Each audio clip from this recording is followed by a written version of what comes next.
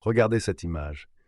Un lit de camp simple, une bougie vacillante, une copie usée de méditation. C'est ainsi que nous imaginons Marc Aurèle, l'empereur stoïcien finissant ses journées. Pas de luxe, pas de fanfare, juste une communion silencieuse avec ses pensées. Cela vous intrigue? Ça devrait. Dans un monde obsédé par les solutions rapides, les rituels nocturnes puissants de Marc Aurèle nous offrent un aperçu d'une approche différente de la vie.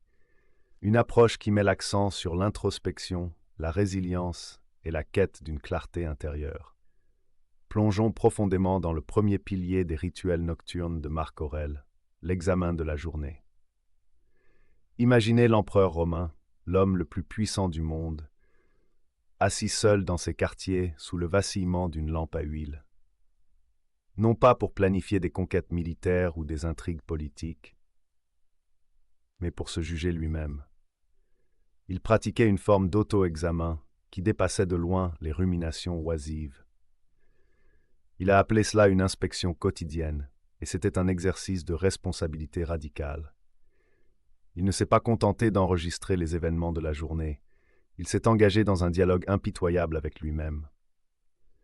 Imaginez-le se poser des questions perçantes, tranchantes comme une lame. Où ai-je manqué de courage aujourd'hui? Où ai-je cédé à la colère ou à l'impatience? Ai-je prononcé des paroles irréfléchies? Ai-je nourri des pensées mesquines ou envieuses? Ce n'était pas un exercice d'apitoiement sur soi. C'était un acte de dissection chirurgicale du moi, une confrontation avec ses propres imperfections. Marc Aurèle croyait que le chemin de la vertu n'était pas une ascension douce, mais une bataille constante, une lutte contre ses propres tendances inférieures. Et cette bataille, il la menait chaque nuit, dans le silence de ses quartiers. En notant ses lacunes, il a identifié les domaines où il devait s'améliorer. Il n'était pas intéressé par l'autoflagellation, mais par l'auto-amélioration. Ce processus d'introspection, cette volonté impitoyable de faire face à ses propres défauts, c'est une pilule rouge en soi. Elle nous force à remettre en question les récits que nous nous racontons sur nous-mêmes, à démêler les couches de préjugés et les schémas de pensée que nous tenons souvent pour acquis. Dans notre monde actuel, obsédé par les distractions et les gratifications instantanées, l'idée d'une inspection quotidienne rigoureuse peut sembler archaïque, voire inconfortable. Mais c'est précisément dans cet inconfort, dans cette confrontation impitoyable avec nous-mêmes, que réside le potentiel de croissance. Alors je vous pose la question, quand avez-vous regardé de si près votre propre âme pour la dernière fois? Quand avez-vous eu le courage de vous poser les questions difficiles, les questions qui révèlent votre vraie nature? Le journal de Marc Aurèle n'était pas seulement un registre de ses actions, c'était une feuille de route pour son âme. Quel genre de feuille de route créez-vous? Passons maintenant au deuxième pilier puissant de la routine nocturne de Marc Aurèle, la préméditation des mots, ou ce que l'on pourrait appeler l'adversité anticipée. Imaginez ceci. L'empereur de Rome, au sommet de son pouvoir, prenait délibérément le temps chaque soir de contempler les pires scénarios possibles. Perte de sa fortune, maladie, trahison, même sa propre mort. Cela peut sembler morbide, contre-intuitif même. Ne devrions-nous pas nous concentrer sur le positif, visualiser le succès et le bonheur? Marc Aurèle pensait différemment. Il croyait que la clé d'une véritable tranquillité d'esprit n'était pas d'ignorer les aspects désagréables de la vie, mais de les affronter de front. Il ne s'agissait pas de se complaire dans la négativité. Il s'agissait de préparation mentale.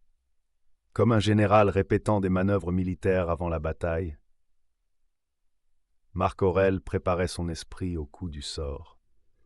En imaginant les pires scénarios, il désensibilisait son esprit à leurs piqûres potentielles.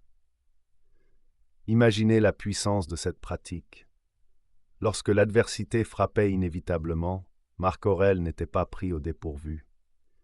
Il avait déjà parcouru mentalement le terrain. Il avait déjà lutté avec ses propres peurs et insécurités dans le confort de ses pensées. Cela résonne-t-il avec certains concepts modernes? Absolument. La préméditation des mots de Marc Aurèle est étrangement similaire à la thérapie cognitivo-comportementale, où l'on vous encourage à identifier et à remettre en question les pensées négatives. C'est aussi un élément clé de la formation à la résilience dans des domaines à enjeux élevés, comme l'armée ou les sports d'élite. Considérez ceci, en anticipant les revers potentiels, nous ne les invitons pas.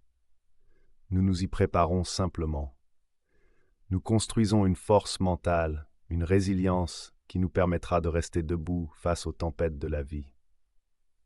La pilule rouge ici est de reconnaître que la souffrance fait partie de la vie, mais que notre réponse à la souffrance est ce qui compte vraiment. Alors je vous le demande, à quoi ressemble votre propre préméditation des mots? Prenez-vous le temps de réfléchir aux défis potentiels et à la façon dont vous y réagiriez? Ou bien vous laissez-vous emporter par un faux sentiment de sécurité, vulnérable au premier coup du sort? La pratique de Marc Aurèle nous offre une voie vers une plus grande résilience, vers une vie vécue avec plus de courage et de clarté. Êtes-vous prêt à l'explorer? Plongeons maintenant dans le cœur du stoïcisme, un principe qui imprégnait les rituels nocturnes de Marc Aurèle, la dichotomie du contrôle. Imaginez l'empereur, après une journée de décisions lourdes de conséquences, s'asseyant pour réfléchir non pas à ce qu'il avait accompli, mais à ce qui était vraiment en son pouvoir. La dichotomie du contrôle est une idée simple mais profonde. Elle divise le monde en deux catégories, ce que nous pouvons contrôler et ce que nous ne pouvons pas. Nos pensées, nos actions, nos jugements, ceux-ci sont sous notre contrôle. Les opinions des autres, les événements extérieurs, la météo, la santé, même la richesse et la réputation, ceux-ci sont hors de notre contrôle. Marc Aurèle terminait ses journées en reconnaissant consciemment cette distinction. Il se rappelait que s'inquiéter des choses hors de son contrôle était non seulement futile, mais aussi une source de souffrance inutile. Imaginez l'empereur romain, l'homme au sommet du pouvoir, acceptant volontairement les limites de son propre contrôle. C'est une pilule rouge puissante, n'est-ce pas? Cela signifie-t-il que nous devons être passifs, que nous ne devons pas nous efforcer d'améliorer notre situation? Absolument pas. La dichotomie du contrôle n'est pas un appel à l'apathie, mais une stratégie pour concentrer notre énergie là où elle compte vraiment, sur nos propres actions et nos jugements. Imaginez un fermier. Il ne peut pas contrôler le temps, mais il peut contrôler la façon dont il prépare son champ, les semences qu'il plante, les soins qu'il apporte à ses cultures.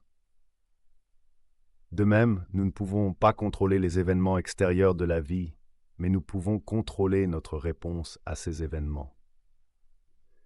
C'est la liberté stoïcienne, la liberté de choisir notre attitude face à l'adversité, la liberté de trouver la paix intérieure au milieu du chaos. En lâchant prise sur ce que nous ne pouvons pas contrôler, nous libérons une énergie immense que nous pouvons ensuite canaliser vers ce qui est dans notre pouvoir, notre propre caractère, nos propres valeurs. Alors je vous le demande, à quoi vous accrochez-vous qui est hors de votre contrôle? Quelles sont les sources de stress et d'anxiété dans votre vie qui découlent de l'illusion du contrôle? La dichotomie du contrôle est un outil puissant, une pilule rouge qui peut vous libérer du poids des soucis inutiles. Êtes-vous prêt à l'embrasser? Abordons maintenant un concept stoïcien fascinant qui était au cœur des réflexions nocturnes de Marc Aurèle. Amor fati, l'amour du destin. Imaginez l'empereur, non pas se lamentant sur les revers de la journée, mais les acceptant, les embrassant même comme faisant partie intégrante du tissu de sa vie. Amor fati n'est pas une résignation passive, une capitulation face aux caprices du sort. C'est plutôt une affirmation active, une volonté d'accepter tout ce que la vie nous réserve, le bon comme le mauvais, et d'en tirer le meilleur parti. C'est une pilule rouge qui nous demande de remettre en question notre aversion naturelle pour l'inconfort, pour la souffrance, pour tout ce qui perturbe notre sens du contrôle. Marc Aurèle comprenait que la vie est un mélange complexe de joie et de douleur, de succès et d'échecs, de gains et de pertes. Résister à cette flux naturel, vouloir que les choses soient autres qu'elles ne sont, c'est la source de beaucoup de nos souffrances. Amor fati, c'est accepter le déroulement de la vie, non pas avec apathie, mais avec une ferme détermination à en tirer des leçons, à grandir, à devenir plus fort. Imaginez un arbre se pliant sous la force du vent. Il ne résiste pas, il ne se brise pas. Il s'adapte, il plie, il utilise la force du vent pour se renforcer. Amor fati, c'est adopter la même attitude face aux défis de la vie. C'est pas facile. Cela demande du courage, de la discipline, une perspective qui transcende l'immédiat. Mais la récompense est immense, une tranquillité d'esprit profonde, une résilience inébranlable face à l'adversité. Alors, je vous le demande, comment réagissez-vous face aux événements imprévus, aux revers de fortune? Luttez-vous contre eux, vous y résignez-vous avec amertume, ou les embrassez-vous comme des occasions de croissance? Amor fati n'est pas une solution miracle, mais une philosophie de vie, une pilule rouge qui peut transformer notre relation au monde et à nous-mêmes. Êtes-vous prêt à explorer cette voie? Arrivons-en au dernier pilier, mais non le moindre, des rituels nocturnes de Marc Aurèle. La contemplation de la brièveté de la vie. Imaginez l'empereur, l'homme qui avait tout le pouvoir et les richesses du monde à sa portée, se rappelant chaque soir la nature éphémère de son existence. Morbide, au contraire, c'était une source de clarté, une puissante pilule rouge qui l'aidait à vivre chaque jour avec intention et gratitude. Marc Aurèle n'était pas obsédé par la mort, mais il était profondément conscient de sa présence imminente. Cette conscience n'était pas une source d'angoisse, mais un puissant rappel à vivre pleinement chaque instant, à ne pas gaspiller son précieux temps dans des futilités. Imaginez-le se poser ces questions chaque soir. Ai-je vécu cette journée pleinement? Ai-je utilisé mon temps à bon escient? Ai-je fait preuve de sagesse et de bienveillance dans mes interactions? La contemplation de notre mortalité n'est pas un exercice agréable, mais c'est un exercice essentiel. Elle nous force à confronter nos priorités, à nous demander ce qui compte vraiment dans la vie. Est-ce la poursuite incessante de la richesse et du pouvoir?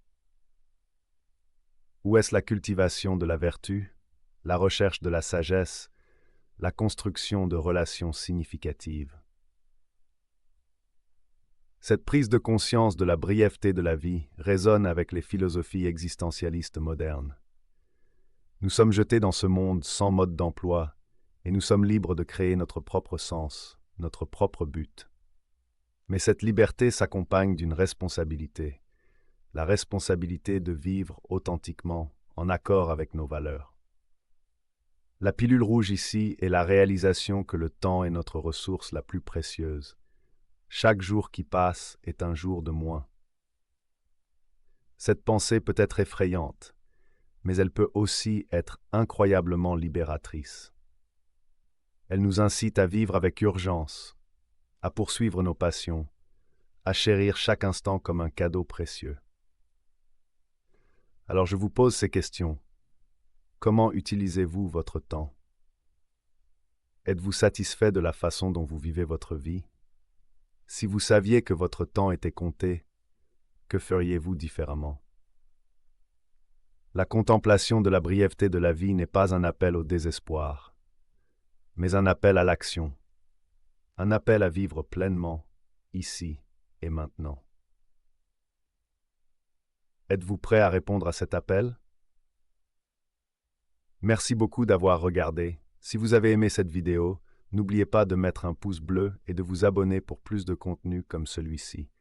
J'adore lire vos commentaires, alors n'hésitez pas à en laisser un en dessous pour continuer la discussion. Partagez cette vidéo avec vos amis pour faire passer le message. À la prochaine.